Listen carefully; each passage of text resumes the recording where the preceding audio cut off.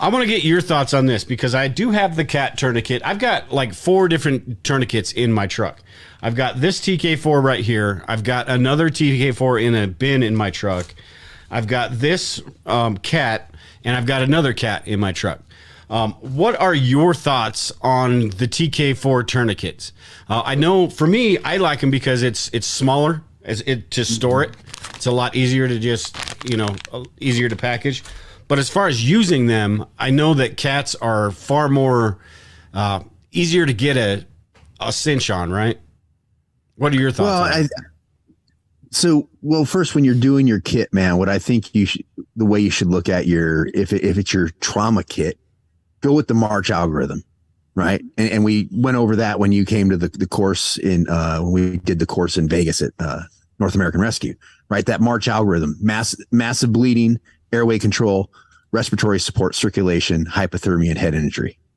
Right. So the first thing you want to be able to stop is massive bleeding. That's where you get with your tourniquet. Mm-hmm.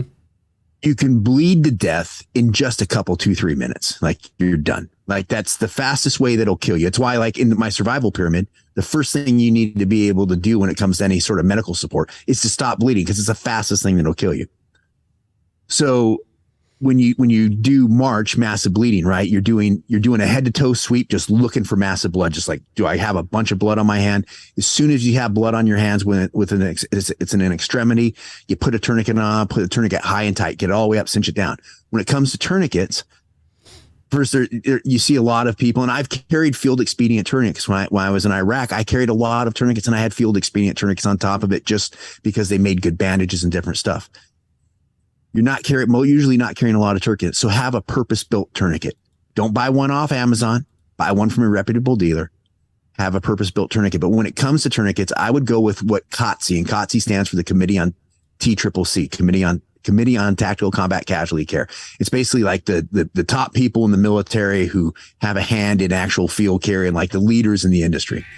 They approve tourniquets, right? And I don't have it up right now.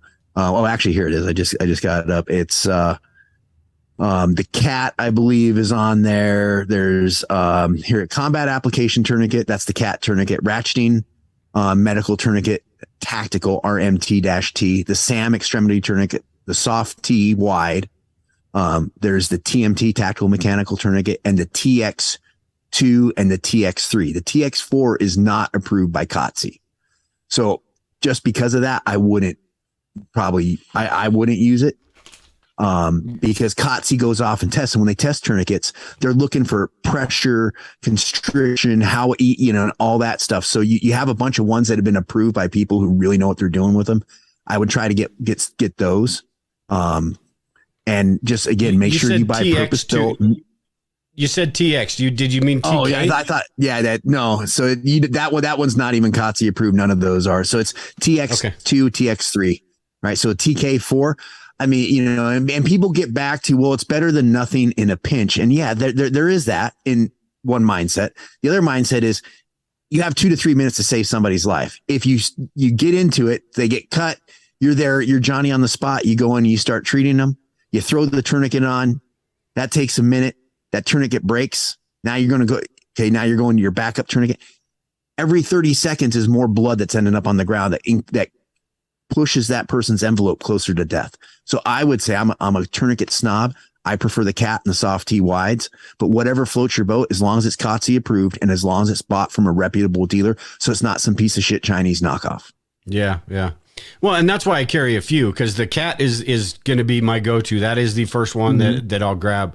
But if there's other situations, or like Brandon said in the chat, you can't tourniquet a taint, so you got to have some gauze.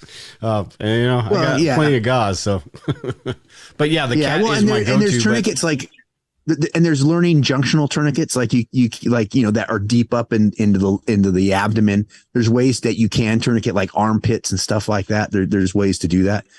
But no,